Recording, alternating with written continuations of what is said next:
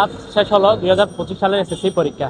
পরীক্ষা শেষে শিক্ষার্থীদের মাঝে ছিল স্বস্তি এবং আনন্দের উচ্ছ্বাস আর নতুন পথ চলার এক যাত্রা। চলুন দর্শক, আজকে আমরা কিছু শিক্ষার্থীদের সাথে কথা বলবো এবং তাদের অনুভূতি জানার চেষ্টা করব। চলুন। Birajuri Nabin school and college, Dipanwita Barua, Chattogram board. ভালো হয়েছে, অনুভূতি ভালো, ভালো খারাপের সংমিশ্রণ আর কি। এখন ভালো লাগতেছে, পরীক্ষা শেষে আবার খারাপও লাগতেছে, আর দেখা হবে না ওদের সাথে। কঠিন বলতে এরকম কিছুই ছিল না, সবই ইজি ছিল। কমন অবশ্যই সহায়তা করছে, সব দিক দিয়ে সহায়তা করছে, আমাকে সাপোর্ট করছে, আমার টিচার আমাকে হেল্প করছে চারিদিক দিয়ে। দেখি কি হওয়া যায়, এটা পয়েন্টের উপর নির্ভর করে কোন কলেজে ভর্তি হবে।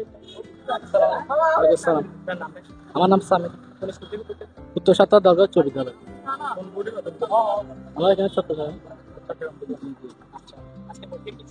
আজকে পরীক্ষা বাংলা দ্বিতীয়, অনেক ভালো ছিল আজকে।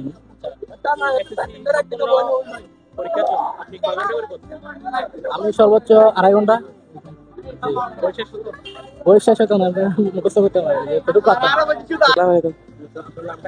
বিক্রম হুই, বিরাজুরি Nabin school and college, Chittagong বোর্ডে। আজকে পরীক্ষা মোটামুটি ভালো হয়েছে, অনেক ভালো, ভালো লাগতেছে। সবচেয়ে কঠিন বিষয় কোনটি ছিল আপনার জন্য? আমার জন্য সবচেয়ে কঠিন বিষয় ছিল গণিত।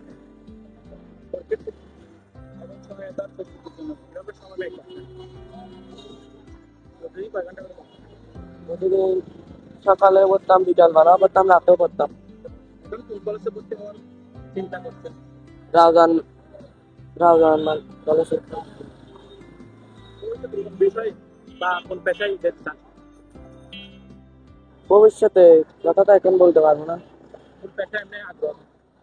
আমার পেশা এমনি ব্যবসায়ী হওয়া। পরীক্ষা শেষে শিক্ষার্থীরা এখন নিজ নিজ পছন্দের কলেজে ভর্তি হওয়ার জন্য প্রস্তুতি নিচ্ছে। একদিকে বিশ্রাম, অন্যদিকে নতুন যাত্রা শুরু।